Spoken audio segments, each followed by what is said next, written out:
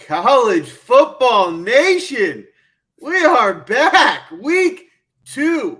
Hey, listen, week 1 didn't disappoint. It was a good week. We all made a little bit of money, I believe. I know we were definitely pushing some pretty good plays last week. Dave, how'd you do last week? Not bad. I cashed in about 50% of my contest, which I'll take. And then it hit my one cash game. So not a huge cash out, but enough because, Joe, we had some good picks. And I just got to hit on a couple of them. I mean, that App State UNC game, you mentioned Drake May, and I hope some people held on to that. You also mentioned the running back matchup there. You could have played both. I mean, we were talking Noel and we were talking their situation there. That game was just outstanding, dynamic, wonderful. And then in the Houston game, obviously we both love Tank Dell, and you can't get away from that. And then, if you could play some UTSA games, guys like Frank Harris, you were able to come in, with one of the better quarterback duos, if you paired them up with anyone like May or someone else. So in the end, I think we had a solid day. I think we're going to have a better one tomorrow. We did. I'm gonna toot my own horn for a minute. I didn't tell everyone this because it was obviously live, but I was actually at a party in New York, and I was looking at the lines, and Houston was down 21-7, and they had the ball, and the live line went up to plus 575, and I said, they got the ball down to, this is a better team. I smashed it. But they were 3 units at 6-1, and I hit it. Biggest bet of the year so far. Well, and I loved the over in that game, so I needed it to go to overtime, and it just. But I had Houston as well, and those 2-point conversions were killing me at the end of the game. But yes, that was great. That was great. Good pick. It was great. It was a fun game to watch. It was really exciting. And now we have another fun slate to break down for DFS purposes. So again, and Dave, I'm trying to remember last year. Is it new this year that we're getting like 14 game slates? I remember last year being like 9 or 8. 14 seems like a lot. No, I agree. I think, I was used to 11, 12, so it just feels like they're picking 2 more. And listen, the slate, it's an early slate even. So 14, it's the main one, but I mean, that's up to 4 o'clock. So yeah, I do feel like it's a tad more, 10% more at least this year. Which, depends how you're playing. That's not necessarily a bad thing, right? It's just different. It's a lot more information to go through. From a college perspective, the way I look at it is I think it's better for GPPs because it's just going to disperse the ownership a bit for the guys that you really like.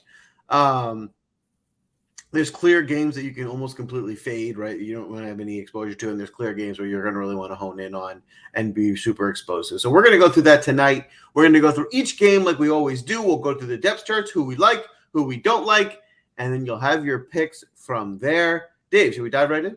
Let's dive right in. And I see one of my buddies checking on the side. Adam Cease, what's up, man? Thanks for checking in. I know you're a big Penn State guy. They got a big game tomorrow with Ohio. I think you might be going out to that game. So good luck, buddy.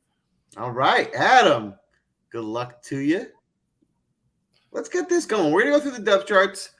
We'll start with the first game on the slate here. This is going to be South Carolina and Arkansas. Before we dive into this game, one thing that's just been on my mind with this South Carolina team is, what happened to Spencer Rattler? Yeah, I had some doubts about him in Oklahoma before he kind of fizzled last year. It just doesn't feel like the physical talents are there, right? But there's just something that just doesn't click with him. And I'm a little concerned after that first week. So I don't know. I'm with you. I'm just not sure if we can really trust him. And I'm not trusting him this week. I'll tell you that much. I mean, there was a time, and not that long ago, where he was the consensus first pick in the draft. Yes. And now he's probably not going to make the league, which is wild how much that can change. But yeah, right now he's at a point of wait and see. He can't be played right now, I would say. He's going to have to show us he's found something before we can go to him for DFS purposes. And that's kind of where I'm landing on this entire South Carolina offense. I don't really see too much on this team at all that I feel comfortable playing right now, until we see something from them. The one guy that I could get behind is this guy, Jaheim Bell. Jaheim Bell was a pretty athletic tight end. The main reason for liking him, because he gets a lot of touches and he's 3,500. So if you want to get a value play, he could score a touchdown. And at 3,500, he doesn't even need 100 yards. So for a guy in the 3K range that could be a value play, you can play him. He's a really good athlete. He's one of their best players. They give him carries. They throw him the ball. So from a value perspective, I can play him, but that's probably the only guy I'll be looking at on the South Carolina team. Yeah, I agree. I'm pretty much I'm off South Carolina. Arkansas is very solid up front, right? And they have a decent secondary. Until I don't know what South Carolina is yet. I think they've improved, and they didn't really show it as much in week 1. But we're going to know more about them, obviously, after this game. But for now, yeah, I'm off them. But there are a couple guys on the other side, Bo, and I'm sure you have your eyes on a couple.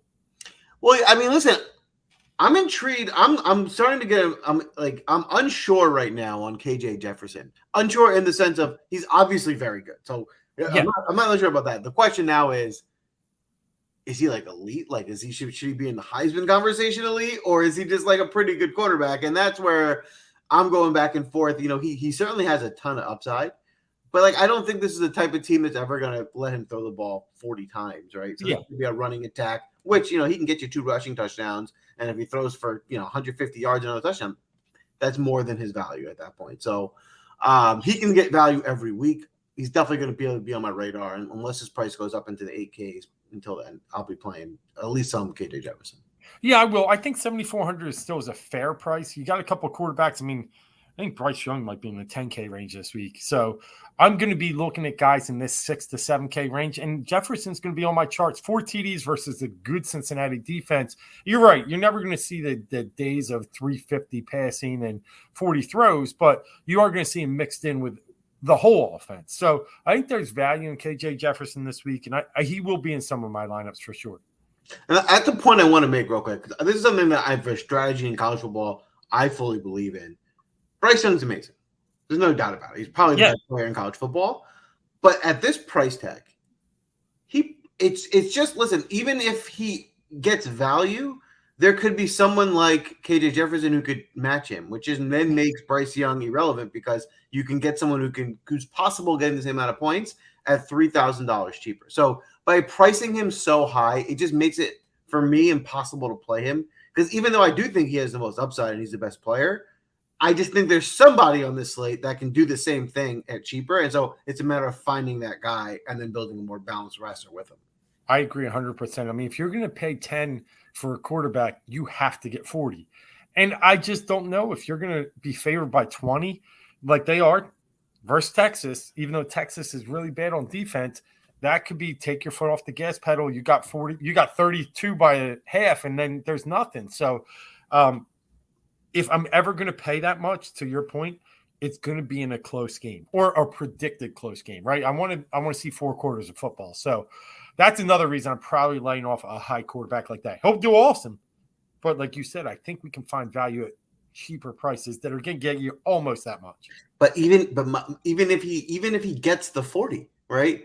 If KJ Jefferson also gets 40, then he neutralizes him because you're better off with KJ Jefferson. So it's got to be like 60 and no one else getting close. And that's the only way where it's like, okay, you had to play, right? And that's otherwise it's just got to get off him. So, and the good thing is, and if you're not watching our show, he's still going to go out there and be 20% owned because he's the best player and people are going to play. Yeah. So, but I'm with you. I'm off because I do think you can find the 40s with someone else. Exactly. Yep. And you have to. So Raheem Sanders now is interesting. Raheem Sanders is a really good player. Honestly, it's the same type of conversation for me with Sanders as it is with Young, just obviously a different scale. He's a really good player. He can certainly get you there.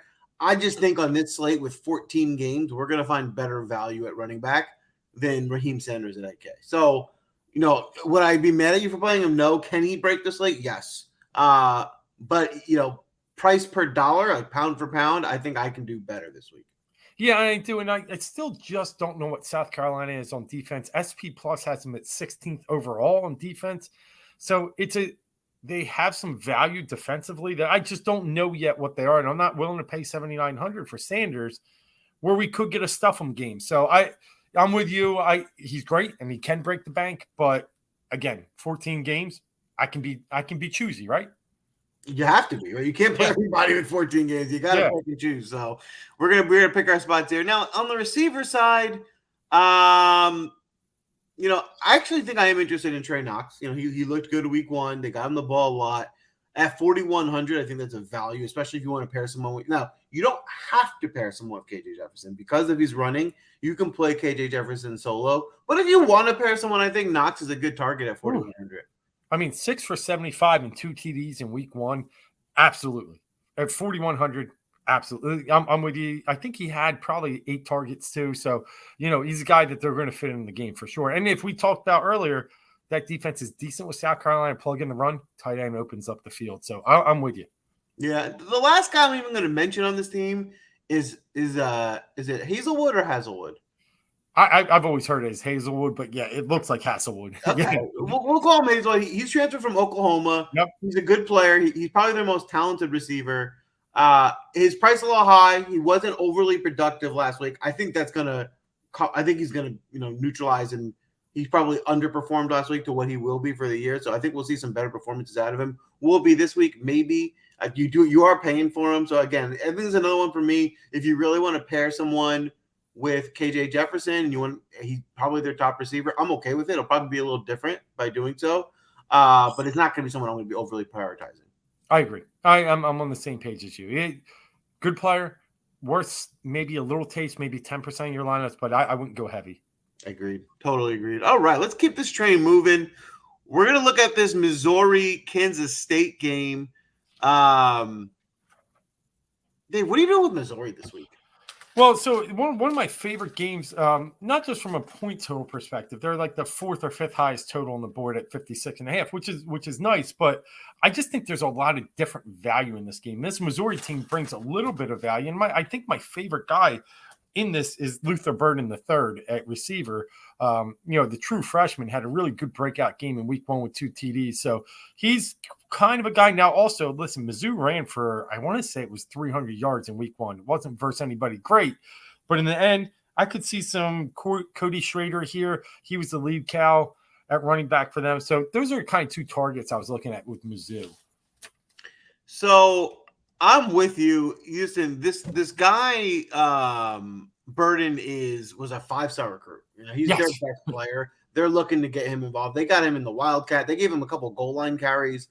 He can score. I don't really understand why his price dropped from last week. He went down. I mean, what he showed that he's a focal point of their offense. So I do think there's value there, especially in a game that should be high scoring. He's my favorite play. Yep. He's probably the only guy, though, on this Missouri team I'm looking at. They do have a lot of mouths to feed. Not that any of them are overly great, so the ball's spread out. So if there's one focal point, I feel like it is Burden. Yeah, no, and Burden's special. And we're going to hear about him, and he's going to be good. And I think K-State showed a little bit of weakness on D. They weren't great in week 1. They didn't need to be great, but I think I'm with you. I think Burden. The only reason I mentioned Schrader is just because his value. I think he's like 3,500. He's pretty cheap. There he was, 4,200. Yeah, so could be, maybe, possibly. But on the other side, Yvonne checking in. That is Adrian Martinez from Nebraska playing for K-State, and he had it was a pretty dreadful week 1. I think he threw like 20 times for like 50 yards. And I mean, he got involved in the running game a little bit, but they didn't need him, and I get that. I will be interested in him this week. 6,700 seems like a fair price for someone that can probably be multi-dimensional. What do you have? 14 TDs passing, 13 TDs rushing last year, so 27, pretty good value. But Deuce Vaughn's the guy. And it's the guy I know we're paying up for him, but he can catch the ball out of the backfield too. I think we could have some good value with Deuce Vaughn.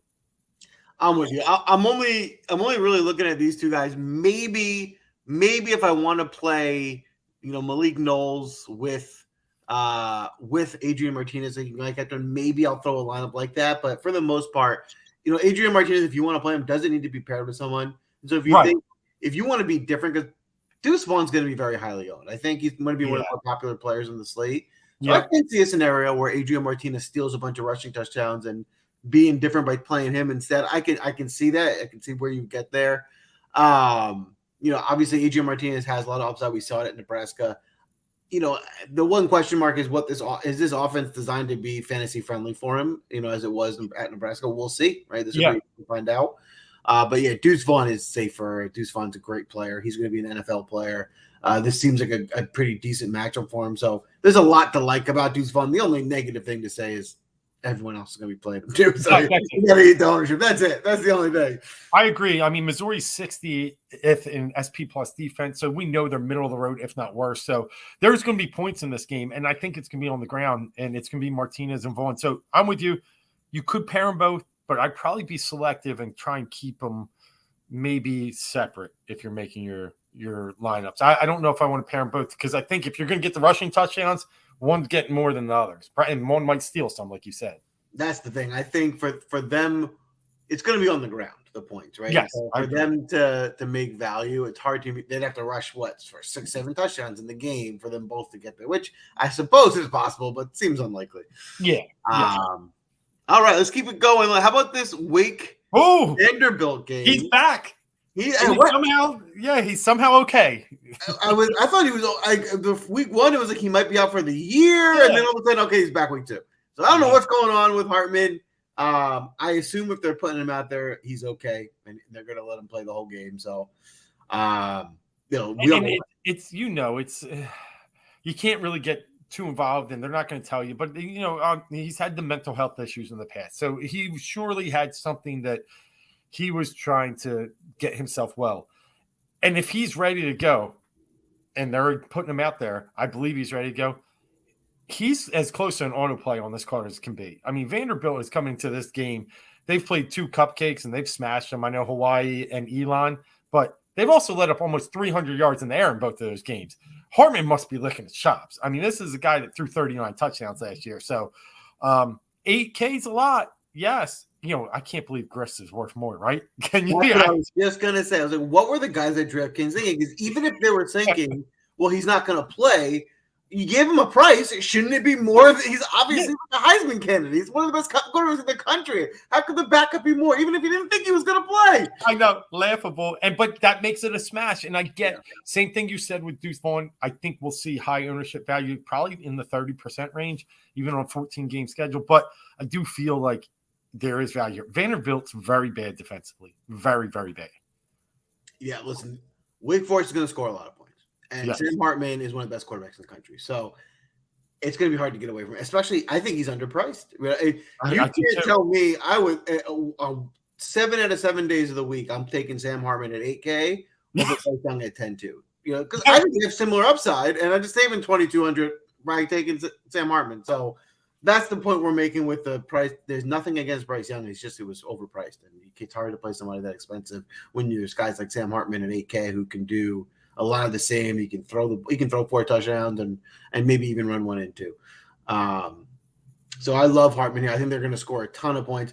Now, because of the pricing, and this is really just a pricing play for me, I'm probably going to shy away from these backs. I think they split time to pay 7K plus for backs that split time. It's too expensive. I can't really trust them there. Even though it's going to be an explosive offense, I just think there's better ways to spend our running back money.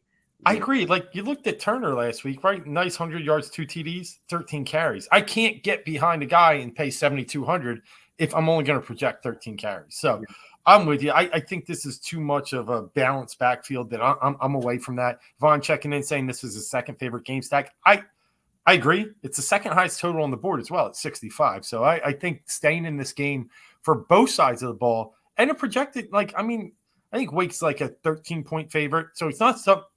I think we'll see guys going into the fourth quarter in this game. And I think I agree with you. At least into the fourth quarter, because I think Vanderbilt's a little bit better. They're a little bit improved. That they're going to lose by a lot, but I still think they'll keep it good, close enough where guys stay in the game. Maybe they lose by 3 scores, right? It's not completely over, and they're playing into the fourth. I love A.T. Perry. I love A.T. Perry. I think he's one of the plays. 6,900 just feels like a steal. This guy is, I don't know, he's next level ready. I mean, let's just face it. He's got the size, he's got the reach, he's got the speed, and he gets his boy back. I'm with you. I think that's a great play for A.T. Perry this week.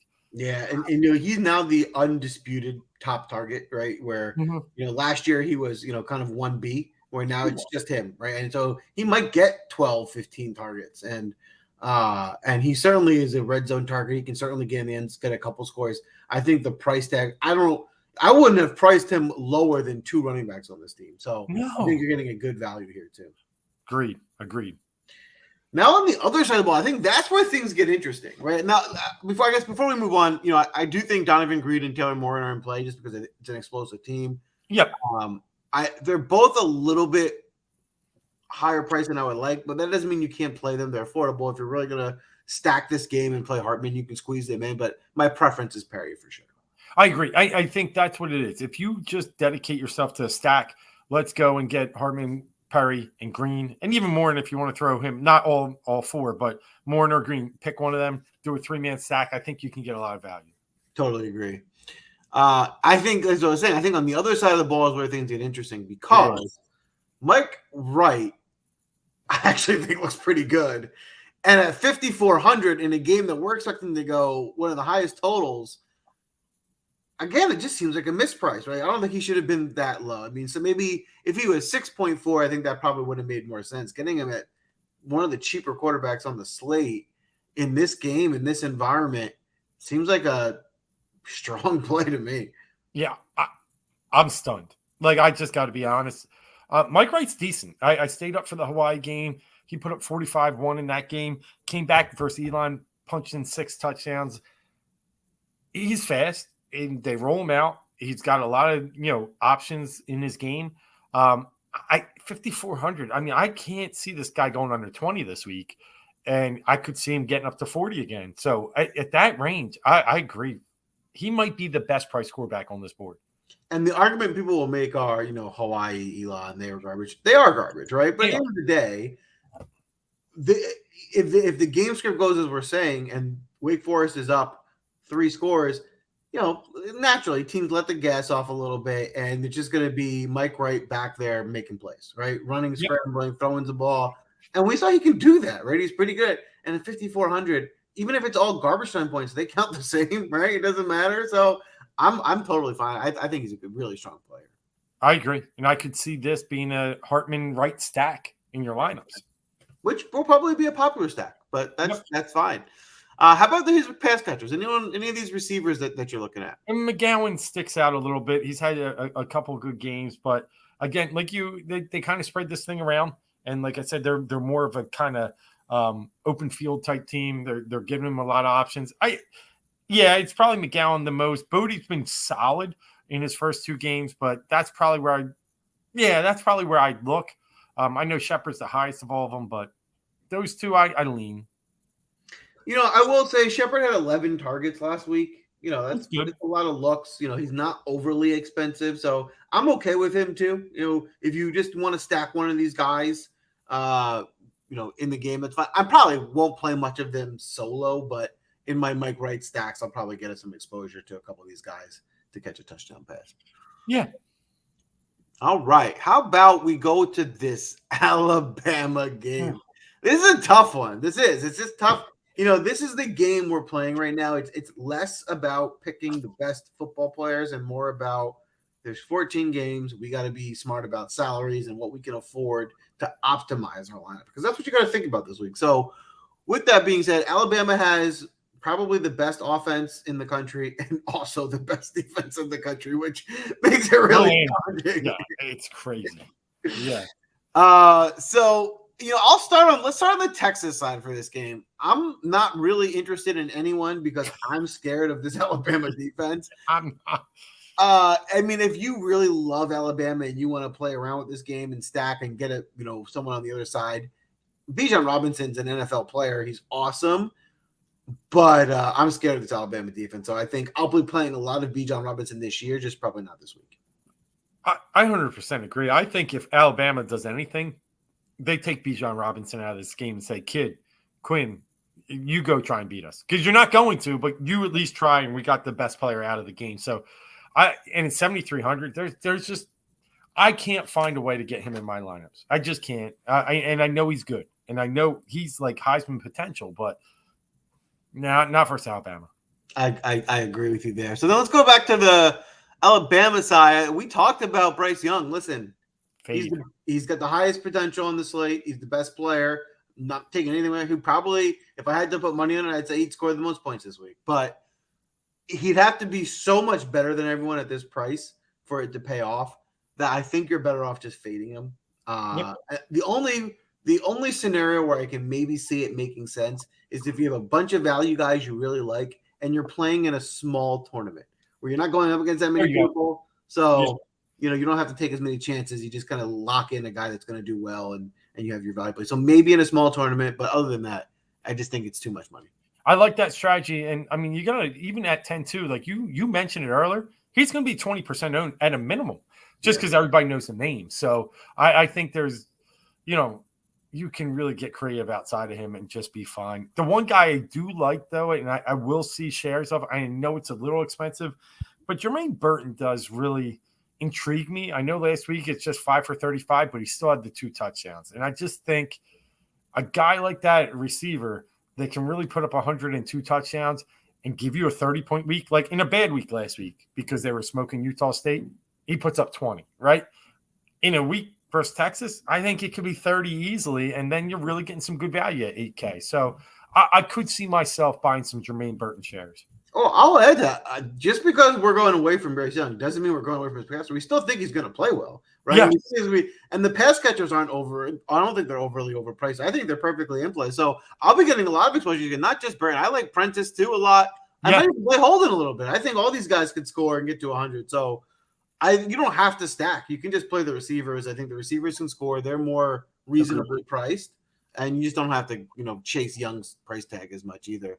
The other guy that I'm in between on is Gibbs. Again, same concept as Young. Gibbs is awesome. Yep, he's in a great spot. It's just a matter of he's a lot more expensive than anyone else, and they have a lot of guys that can score, and so. I can get around to playing him because it's not as egregious as 10, 8.7. It's more affordable. I just also think there's plenty of guys in the 7K range we'll talk about later that we can get behind that might be competitive to him. So it'll be some salary savings. So it's hard to stomach that 8.7, but he certainly could have a huge day. He is, and I agree with you. But I mean, like you said, the gap. I mean, he's 8.7. The next guy's 7.9, which is Sanders, who we already talked about, who had 118 yards against Cincy. And now he's playing a weaker defense this week with South Carolina. So I'd probably rather spend the 79 on Sanders, even though Gibbs is great. But I agree with you. There's good value at running back as we get to the next game. So I'm probably out on Gibbs. Yeah, I'm probably. You'd have to go for 250 and like 2 touchdowns for me to really like regret my pick. If he goes for 115 too, I'll be okay. 150 and do it. It's like that's not even good for him. Yeah, no, I agree. That's what I mean. I'll be okay. I'll sit there fine. 250 and 2 is like okay. Yeah, you're right. Yeah, I booted that one. But agreed. All right. See, I'm scratching my head a little bit on what to do with this Miami team because what we saw from Van Dyke last year was an awesome quarterback, right? Yeah, this guy was slinging it. He was making plays. They lost their top playmaker. Their top 2 probably playmakers, to be honest. And I still think they're going to be a really good offense. But now we're getting to this predicament of there's 14 games, and are we going to play a quarterback who's not really a salary saver who doesn't run, right? He's a great quarterback, but you don't get any extra rushing. You're paying this much as for anyone else. So I'm not saying you can't play him because I can see why you'd want to get behind him. He's a really good player. But that's kind of how I'm talking myself out of it. I agree. I mean, he still had a solid game in week 1 in the blowout, 13-16. Great. I get it. And Chris Paul brings in I don't want to say he brings in the traditional Oregon offense because he was just there so quick. He's a Miami guy. But I think in this spot, it's really tough with the price that you're saying and the other options that we have. And I got another one down the line, and I'm sure you do, that I like better. So I could see it. I can see it. I just think he's just high floor, low ceiling. I think he's just kind of, you'll get 20 out of him, maybe 25. I don't know what much more you can. I agree with that. I think a high floor, low ceiling is put well. So, if you want to play, again, if cash, a small tournament, it might make more sense because, he's pretty, I don't think he's going to flop. He's going to be okay. But is he a break the slate type of guy? And that's where I'm thinking probably not. No. So in the running back position here, I think if Knighton's back and healthy, I think they're going to split carries, which kind of neutralizes both of them, which makes me not as interested unless I think we can find backs in this price who are more bell cows that I'd prefer. So are you liking any of these backs on the Miami side? Negative there, and for similar reasons on your side, and because I'll allude to it like one on the other side, the same salary. So no, Agreed. I think let's just go right over to it. Yeah. Frank Gore Jr. Man, playing his dad's essentially- team, right? And he already got 32 carries in week 1. You think they're going to let him get less than 32 this week? No They were way. gonna feed him the ball, and I think I read somewhere that he's a little salty that they didn't make him an offer. Yes, It's a bad team. So if there's a revenge game narrative, this is the one. At 6,200, a guy that's going to get 30 carries and a revenge game potentially. I'll have some shares of him for the upside of him breaking this late. Yeah, he's my favorite in this game. Like, if I looked at this whole game, listen, USM is not very good offensively. They're not very good at quarterback. They're not very good at receiver, but they got Frank Gore Jr. And they are going to make it an absolute – they were going to dedicate this game to him, and they are going to make it certain that he's getting the ball at least 30-plus times. I think at 6,200, even if he gets 32 carries, he'll find a way to 100 yards. He will find a way to 100 yards in this game. Pop in a touchdown. You got your 20-plus points at 62. You're in good shape. I will have to look at the numbers, but I don't know how many people know that to make him think that he's going to be like – he'll probably be pretty low owned in my opinion. I think so too. I don't think he's going to be in 10%. I would maybe 5 or something like that. So this game's totals 51.5, which there's only 3 other games lower than that. So, I mean, I don't think you're going to see a lot of people jump to this game. Yeah. So Frank Gore Jr., interesting play. Keep an eye on him. And then do you like any pass catchers on either side of this game?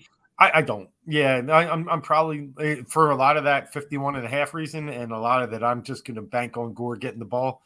I don't like much else in this game. The only guy I might throw one dart at is Will Mallory, who's kind of a budget tight end. Miami's tight end they always have a good tight end. He was decent last year as their second. He scored a few touchdowns. So at 4,400, I think he can find the end zone. He doesn't have to do much more than that as a value play. So maybe I'll sprinkle him in there, but that's probably the only guy I might look at. Yeah, good call. Nice. I like it. All right, let's keep this train moving. How about Penn State and Ohio? I'm going to start off by saying I'm not going to play anyone on the Ohio side. Penn State defense is pretty good. I don't think this team is going to be able to score many points. Yeah, and I'm not even playing that much on the Penn State side, but I agree with you. Ohio, I'm probably passing. I'm going to look at Singleton a little bit, but the one I probably like the most is Tinsley. And I just think at the receiver position, 5,700 gives us really, really good value here. The question here is, what's Penn State want to do? They're going to win this game, and they're going to win it with margin. But I still think Tinsley can really be good value at 5,700.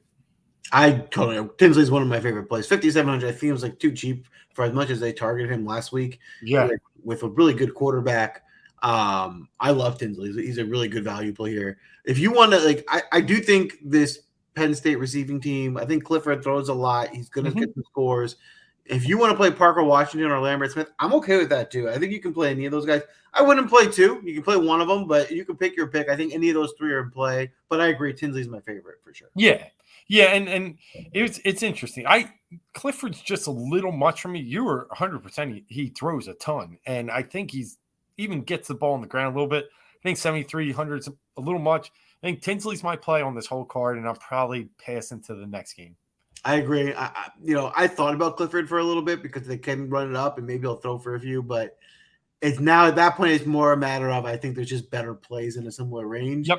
I do think Clifford can have a really good game, but I'm going to probably have to go a different direction. I agree with you. Singleton looks really good. My only concern with playing the Penn State backfield, it looks like there's a bunch of guys getting carries, and he's not getting them all, which is what makes it. I think if he got to dominate the backfield, I would love him. Yes, he won't get all the carries.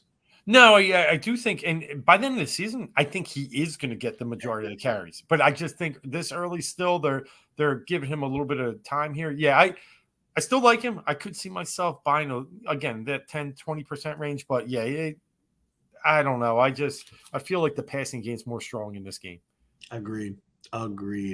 All right, we are moving on. We're getting to the afternoon already. We're looking at this Notre Dame Marshall game. Again, same concept. I'm not really interested at all in this Marshall team and against Notre Dame here.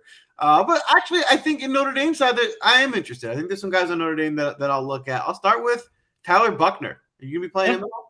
Yeah, I will, because what I liked about Buckner, and I know Ohio State, like in the past, had a defense you could expose more, and I understand the game plan that they went in with to really try and dominate the ball and keep it out of Ohio State's hands. So I liked what they tried to do in that game, but I saw some flashes out of Buckner, and I saw an ability to run the ball a little bit, and I saw the ability to get the ball out wide.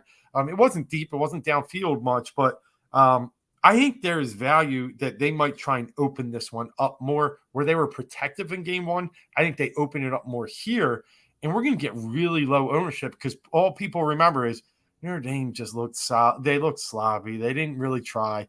But I think that's different in this game. And let's not forget, they're also playing one of the best defenses in the country. I mean, Ohio State, this is going to be a whole nother look against a Marshall team that's nothing like Ohio State. So, I mean, everything you said was right? They weren't going to put him in trouble against a team that was more talented than them, but now they're playing a much weaker team, and I think he's going to have a chance to really shine here. So I think there's a lot of upside. He runs, he throws. He's only 6K, so I think that's for sure very much so a value. I think he's a really strong play here this week. Yeah, I think when you go down, I can't believe Meyer's only 3,900. I don't know about you, but he's one of those guys that, coming into the year is really a huge target, right? And he was 5 catches, 32 yards. He didn't throw up these big scoreboard numbers, but this week, I think he could at that 3,900. I love him for a value play. This is a mispricing. Michael Mayer is an NFL tight end. He's going to be he's going to be a first round pick probably. He's it's not just like maybe he's in the NFL. He's going to be he's one of the best players in the country. So why they mispriced him, I don't understand. This is way too low. I don't think this is a surprise though. I think he's going to be very highly owned. I think he's going to be one of the higher owned players in the week, but it's almost hard for me to envision a scenario where he doesn't at least meet value at 3,900. I mean, 5 catches for 60 yards is all he needs, and that's easy for him. Yeah, I can't see how I don't put him 40-50% of my lineups at this price. Yeah. Even if somehow he just gets his 5 for 32 in week one, gets 8 to 10 points, which I miss on. I only paid 3,900. I'm going to be able to buy some other places. So he's one of my favorite plays. I agree. And week one was against Ohio State. That's his floor, and I can't imagine that happening again this week. He could beat it one catch. Yeah, So Meyer's a smash. Everyone should be. You really got to have your eye on him because this was a mistake. Other than that, anyone else you like here? I might see myself getting into some styles because I do think the price is there and valuable. But I don't know. I think if I get Buckner and I get Meyer, I think I'm happy getting out of there and not risking. I want to see Buckner get it downfield a little more before I buy in a Notre Dame receiver, but I could see myself playing a little bit of that. The only other receiver on Notre Dame I might consider is Lindsey. He's been there a while. He's a kind of a red zone target. I could see Lindsey catching a touchdown. So not someone I'm looking to play too much of, but if I'm looking for someone else to stack with Buckner, maybe I'll give Lindsey a look. Yep. I like it. All right. How about we go over to this Tennessee Pittsburgh game? This is an interesting one. So the confusion a little bit for me with this game, and it's mainly on the Pittsburgh side, is this. Pittsburgh is coming off having maybe the best quarterback and receiver duo in the country, where a lot of their games became explosive because they could score. And they had a pretty good defense, but their offense would keep game scores going up because they keep going back and forth with people. That's not going to happen this year. They don't have the first-round pick quarterback. They don't have the best receiver in the country. Their offense may not be terrible, but it's not going to be what it was last year. And I think that's going to make their defense look a little better because they're not going to be in these shootout-type games where teams are going back and forth. They're known to have a pretty good run D, right? Which, keep that in mind, they kind of funnel teams kind of have to pass. And Herndon Hooker, for some reason, his price drops, which, again, baffles me. Yeah. He's one of the best. He's one of the best players in the country. So I think the long story short of it is this. If this game was with Kenny Pickett last year, Herndon Hooker would be almost every lineup I play because it would be a shootout and you have to play him. I don't think this game turns into a shootout. I actually think Tennessee's going to beat them handily because I just don't love Pittsburgh's offense. But if you're going to beat somebody handily, you're going to score a lot of points. And I do think Hooker can do that. So I like Tennessee, but you tell me, what are you thinking about Pittsburgh? Yeah, you have an interesting take on it, and I appreciate that. I thought coming into the year, exactly what you said, it's what we were going to see out of Pittsburgh, a different team that was going to focus more. Like last year, they had a very good defensive line. I think they were first or second in the nation in sacks. They could really create that defensive front and stop the run, like you said, but you could expose them a little bit if you got enough blocking, you could beat them in the passing game. So, but this year I thought it was going to be a little bit more slow it down, right? But 38-31 versus West Virginia. And I'm like, what is this team? Now I'm like, I don't know. Maybe I read it wrong. Slovis is not in play for me. 6,800 is just too much for a guy that I'm just not ready to buy in on. I saw too much sloppy play in that game. But on the other hand, I do think there were some decent guys in that game. And I think from my perspective, Mumpfield, Wayne, I think you could buy in with, because I think Tennessee is going to play fast-paced, try and play that like blitz-type offense. Outside of that, I just off Slovis, but I might see myself getting a share of Mumpfield or Wayne, just hoping they break a touchdown here or two. I can see that. My concern, the 7,500 from Mumpfield, I just feel like it's steep. It is. It is. But if you're going for this game, man, it makes sense. He is the guy. Him or Wayne, I agree. Those are the two guys that are going to get you there. So if this is the game you're targeting, that's who you're looking at. And then on the other side of the ball, my instinct when I saw this game wanted to get away from Hooker. But when I saw his price drop, that doesn't make any sense. I'm going to be playing Hooker. Hooker's one of the better players in the country. Dual threat. He can throw for 300 and run for another 100, right? He can just do it all. And the pass rush for a guy like him is less concerning because he can escape it and then he'll be gone. And the guys are all in the backfield. So Hooker is probably going to be. He'll be one of my top 3 quarterbacks this week for sure. Because I'm going to be playing a lot of Hooker and they have a tough front, I won't be playing too much small. I just think there's other areas to go from the backfield. But I will be pairing Hooker with one of these receivers. I'll get him a correlation. I think all 3 of them are playing. Tillman's the best, right? So, like, he's a smash button, you can play him there. But if you want to go for a more value, I'm okay with Hyatt or McCoy. I think both guys could be in play. If you want to try one of them, pair one of them with Hooker this week. I agree. I think if you're going to play Hooker, you got to grab a receiver. It was apparent to me in that West Virginia game. I felt bad for the kid, Bryce Ford Wheaton, but I felt like 20 catches, but the one drop late in the game that turned an interception was huge. But it showed me that Pitt is so exposed in the defensive backfield that I think if you're going to go Hooker, you got to grab 1 to 2 of these receivers. I think I like Tillman the most. I'm with you just because he's the guy, right? But he's the smash player, like you said. So Hyatt McCoy, I'm intrigued in maybe pairing them together with Hooker. It's not a bad play. I mean, there's certainly the possibility that someone like Pittsburgh just tries to take Tillman out of the game, triple team him, and then let these guys kind of run wild. Yeah, Pitt has that. They do have that one decent defensive back. I'm lost for the name right now, but he returned the interception for a touchdown, and he's got potential to be a top 2-round pick in the NFL. So they could throw him on Tillman. The other 2 could run wild. So plenty of options here, but I think the sentiment here is we like this Tennessee passing attack. Yes, against Pittsburgh. All right, so I don't know what to do with this Appalachian State team. I'm baffled by them because typically up a year until now they're a slow it down, run the ball, defensive type team, and then they put up 60 points last week, and it was like, what is going on? So I still have my reservations, especially against a very tough Texas A&M. I'm going to say, listen, if they do it again this week, then I'll believe it and I'll go back to them in the future, but I'm going to have to see it again. So for this week against a much more talented Texas A&M defense, I'm going to go full fade. I'm not going to play anyone on that. I agree. We laughed at Chase Bryce last week. I feel bad about it now. And then he probably heard this and he's like, all right, guys, here's what. Now, that was all about North Carolina, though. Let's just be honest. That was all about North Carolina and how bad they are defensively. And something that we'll have to use in the future. But I'm with it that this week there's just no way I can be convinced that they can go down into College Station and run something similar to what they had last week. I think this is one where some people might say 61 points or whatever it was they scored. I'm going back to them. And I think you might get some artificial value, like artificial ownership here. I'm full fade too. Full fade. And I'll tell you what, if they prove me wrong again this week, then I'm in. From the rest of the season, I'll play them. I'll be in. But for now, I'm not going to go there. So how about on the other side of the ball? The Texas A&M team is a very talented roster, but their offensive line didn't seem to be able to make any holes last week against a not so good team anyway. Does that mean they'll get it right this week? Probably, right? They're highly touted recruits. For what I understand, they're very young, so maybe it might take them a few weeks to get it together.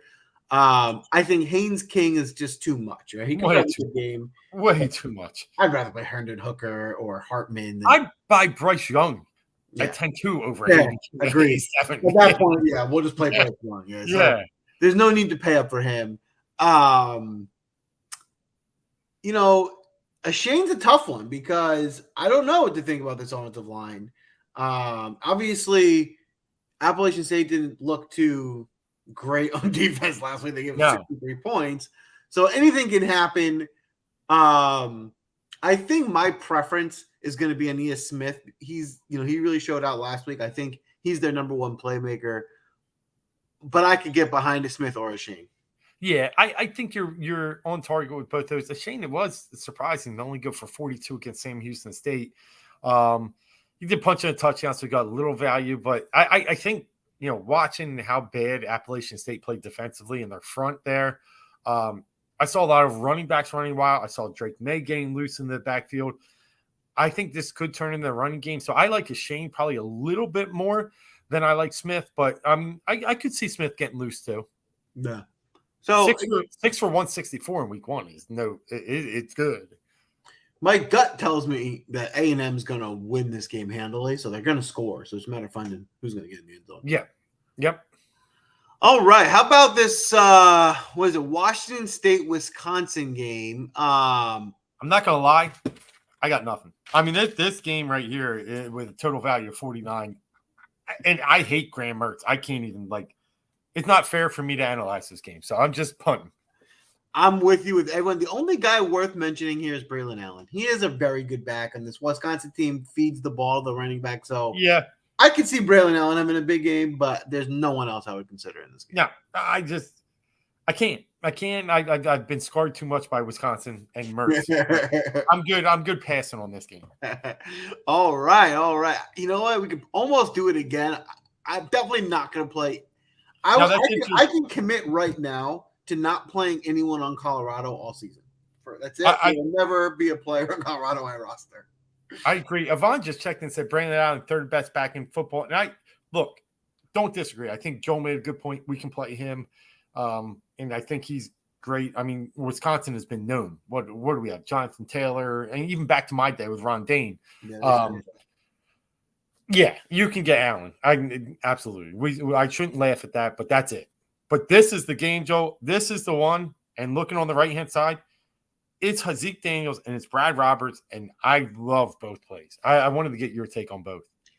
Yeah, I actually was. I was going to say the exact same thing. There's two guys you can play. You don't play anyone in Colorado. Hazik Daniels at 5,900. It's hard to get a quarterback who's like. If you ever watch an Air Force game, and sometimes when they're the Thursday night game, I watch it because that's what's on. Their quarterback, I think, is the whole offense. Every play, it's him. He gets so at 5,900. That's too cheap. I like him. Now, it's not a good game script. Like Colorado likes to play slow. It's not like a game script where it's going to be a lot of points. But Hazik Daniels can almost score every point for them, right? Like that is something he's capable of doing. So. I think he's a little underpriced. I think you can definitely play him. And I think Brad Roberts, I prefer Daniels, but, same type of thing can happen where Brad Roberts could just go off and have a big game on the ground. And so either one is in play for me. Yeah, I think I might have read that, Roberts, one of his backups might be out. I'd have to double check that. But either way, this is a team that commits to the run, and it commits to the run through their quarterback, like you said, very similar to the other military institutions like Navy and Army. They probably have a little bit more flair in the passing game, but not much. This is 70% run, and this is Daniels. This is Roberts, and this is a bad Colorado team. And I agree that Colorado will try and slow it down, but if they can't do anything on offense and they can't stop this team, you could still get a 31-3, 31-10 game where you get a ton of value out of both. So I'm really thinking of stacking these two. The kind of like good news for playing Daniels and Roberts and the Air Force side is even if it's slow and they're dragging, the point is it probably will never get such a big blowout that they'll be out of the game. Right. So they just drag it out, meaning they just keep accumulating points and yards throughout the game. So it's not like it won't be 35-0 at halftime when they set the second half. That's just not how this game will play out. No, they're going to own the ball for 40 minutes of the game, and it's going to be slow, but they're going to get their touches and they're going to get their production. So. Yep, I agree. So I think they're pretty safe plays there. I probably honestly love them more even in cash because I think they're going to get their points and maybe they don't smash it up to the point, but definitely going to get there. So they're both definitely viable in all formats as well. I'm not even going to click on the depth chart for the Iowa State. 40 points is the total. That's all you there. There was only one guy I would have said, and I'm not even sure I could even say that. But Jabril Brock, like I would say, good running back. He's coming off the coattails of Breece Hall. But I mean, really, could I really play a guy versus one of the best defensive fronts in the nation? Probably not. So don't click. We'll probably play him later in the year, but we don't need to play him Iowa week. That'll be another week to play him. All right, 2 games left, but now we will click these because these are 2 fun games. So fun games, and like. This is probably my third favorite of all those stacks. I would probably say, my favorite was Wake Vandy, and then maybe you could argue with the Pitt Tennessee, but this one I think is right there with Pitt Tennessee. I do. This is going to be a fun game. Listen, this Texas Tech team is just a fantasy gold mine, right? Yes. Both sides, right? They're going to throw as many times as they can, run as many plays as they can. They want to play as if it's like 2 games, right? They want to make it so you have to just keep running play after play. Which means the team that they're playing is going to get more opportunities to score and come back. They're probably not going to have a very good defense. So I'll probably be targeting this Texas Tech team on offense and the team they're playing most weeks because it's just a good game script for fantasy. With that being said, we'll start on the Houston side. Clayton Tune, for who he is, I think disappointed last week. It made up for it with his overtime, and they got the extra plays and everything. But I don't think that's what's to be expected moving forward. I think he just had a disappointing week. I think we're going to see maybe him even come back with a vengeance as we can have a monster game. So I actually like Clayton Tune a lot, knowing that this is going to be a really positive game script for them. And I'm going right back to what we said last year. Maybe my favorite play of the week is Nathaniel Dell. Oh my God, this is the most underpriced. We could have talked about Meyer. What? How is he 6,000? Doesn't make any sense. I just can't. It boggles my mind.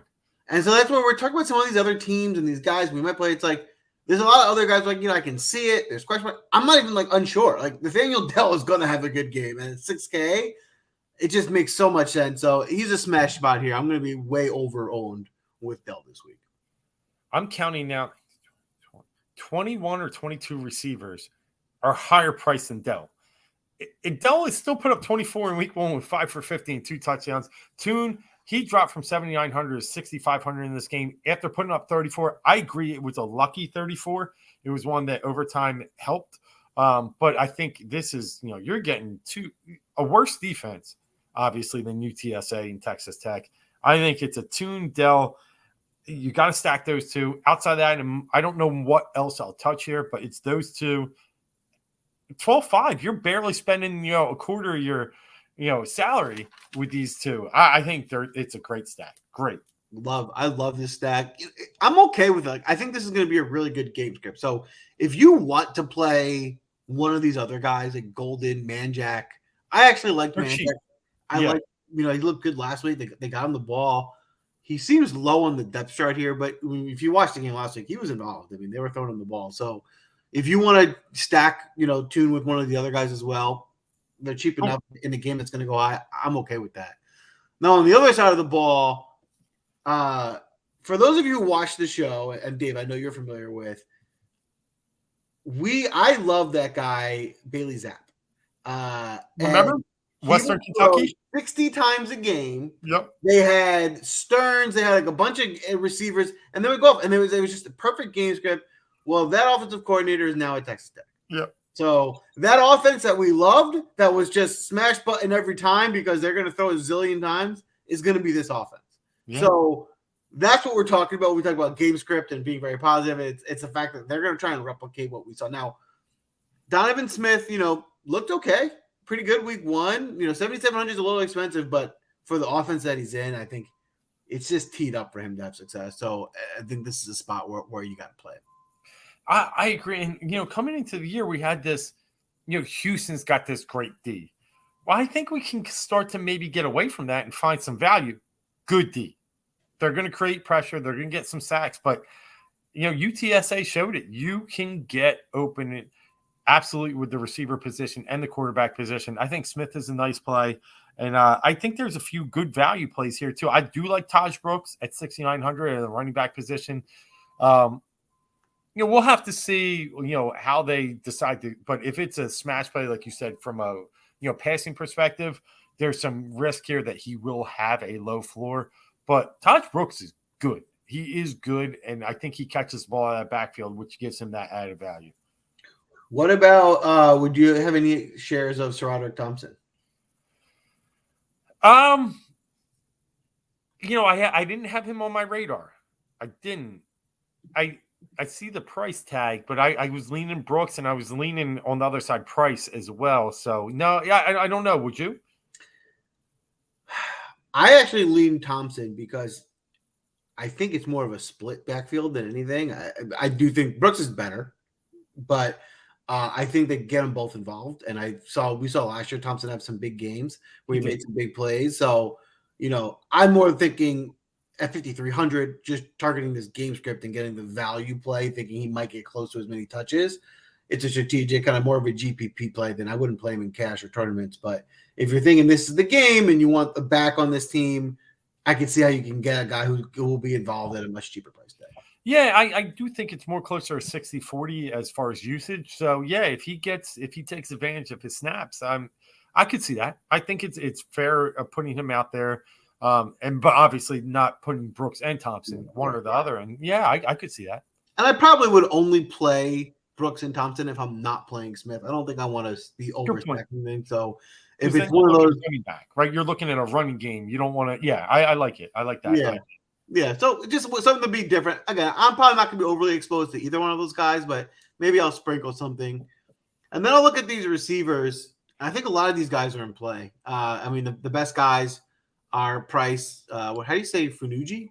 Founji? Yeah. No, Fuji. Yeah, I'm going with yours. I'm not even. I don't know how to say his name.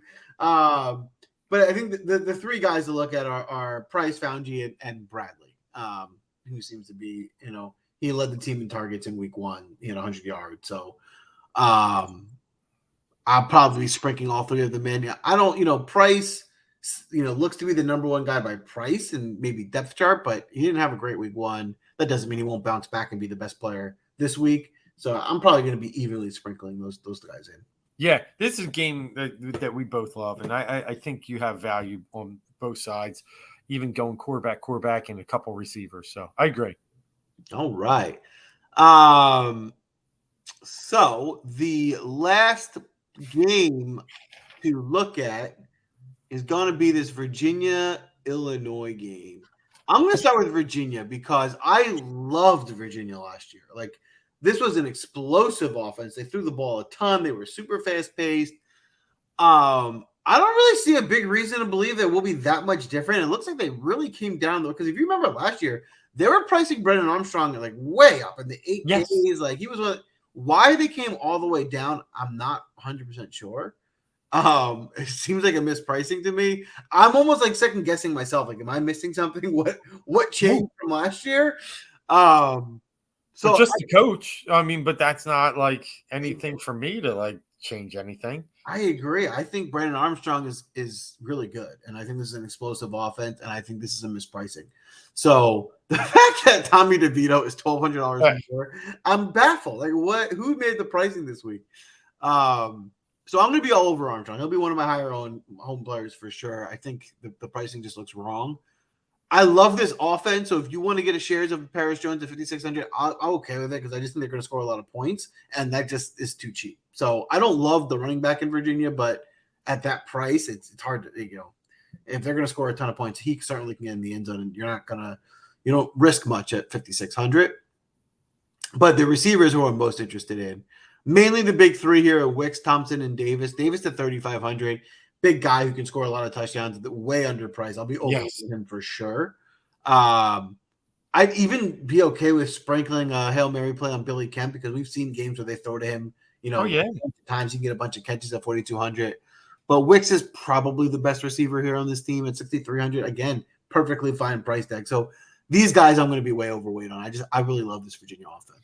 I agree. And let me I mean, I'm sure you know this, but last year when they played Illinois, they won 42-14. Armstrong went for 405 yards, 5 touchdowns. And Wicks, great point there.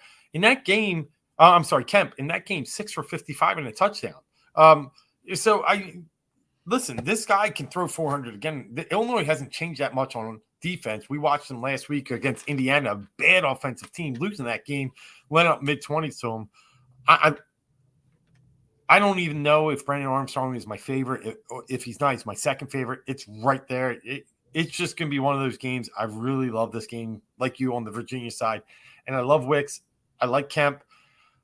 Thompson, I think you can get anywhere with those guys, and I think you can get value. So, it looks almost too easy. Yeah, something seems wrong with these pricings here. So we're hammering Virginia. Then on the Illinois side, because I like this game script, I think, we've seen with Chase Brown, they're just going to feed him the ball. I mean, he's so offense. So at 6,400 for a guy who's going to touch the ball as much as him in a game that should be pretty high scoring, I think Chase Brown makes a lot of sense. I'm probably going to play a lot of them here this week too. Yeah, I like that. And I even like Hightower. He gets fed a lot from the receiver side. He had a bad fumble late in the game that kind of cost him the game. But I do like him at 4,900. He was getting a lot of targets in the first 2 weeks. So, yeah, I think those – I'm nowhere near DeVito. Forget about that. But those other two players I think are good value. I'll also mention Isaiah Williams. They throw to him a ton. They have 15 targets, I think, last week. So, like you said, I have my concerns with DeVito. I'm not going to be overweight on a 7,100 receiver with a quarterback I don't trust. But a guy who's going to get a lot of looks, if I'm going to be overweight on Virginia and I want to get some correlations, maybe I'll sprinkle a little Isaiah Williams in as well. But that'll be it on the Illinois side. Yeah, he's got 16 receptions in 2 games. Great. And then, like I said, Hightower's got 8. So, I mean, I like those two. Brian's been okay, but it only had 5 in the 2. So, yeah, Williams, Hightower, I think are pretty viable options. All right. That's a wrap for the week. Listen, with the 14-game slate, right, you got to narrow down, hone in on your games, right? There's, like we said, there's plenty of guys that I think could do well this week that I'm just not going to play just because I can't play everyone. There's 14 games. I got to pick my spots. So I'm picking my spots on the games that I think have the best game script and the scores are going to go highest. I'm building kind of around that. The good news is some of these guys that we mentioned are going to be chalky. Maybe will be a little less chalky than normal because of the 14 games, and there's other guys where people will go. So it allows you to at least kind of stand on your conviction plays and go all in on somebody because I don't think anyone's going to be over 40 or 30% owned because that's just too much on a 14-game slate. So that's it for me this week. What are your last words for the week? Yeah, I'm with you. And just to highlight some of the guys that, to summarize it, like look at those quarterbacks. Like let's skip even the top 3, 4. Draw your line. And with us, I think it starts with Hartman at 8,000. You go Hooker 78. Looking at KJ, could get some pieces of him. But after that, I mean, let's get down there with Martinez, Toon. We talked about earlier, Armstrong. All these guys are in the 6K range. And then you could even dip down into the 6,000 with Buckner and Zeke Daniels at 59. So I think if you can build between that 8 and that, 5,500 range with your quarterbacks, you got a lot of money to spend on these talented players we talked about in other situations and positions. And the last thing not to forget, I say this in every DFS sport you play, slate, you name it, right? The most important thing for you to do is build your player pool first. What you don't want to do is build the lineup, have one slot left, and say, I only have 3,100, so let me just find somebody, put it in, they get 0 points, and it ruins your lineup. Build a player pool. If your last player is 3,100 and you don't have one in the player pool, that means you got to replace someone else and then get a player that you like because you're only as good as your worst player. If you get one player that strikes out, your team's not going to win a lot of money. So you have to have a whole roster of guys that are going to do well, and you can do that. Just don't tie yourself to one guy that's really expensive and not adjust the rest of your lineup. Love it. Love it. Love that advice. Build the player pool. As we talked about today, that's why we go through each game. Those are the players. You have a pool, make that lineup balance through that. Love it. That's a wrap for this week. Good luck. Please don't forget, follow us on Twitter. Hit the like button. Let us know how you do this week. We love to see the green screens. I love to see your results. We'll be around. Ask us some questions. Give us a note on Twitter. We're all gonna win this week. We'll come back next week and talk about how good we did. Love it. Good luck.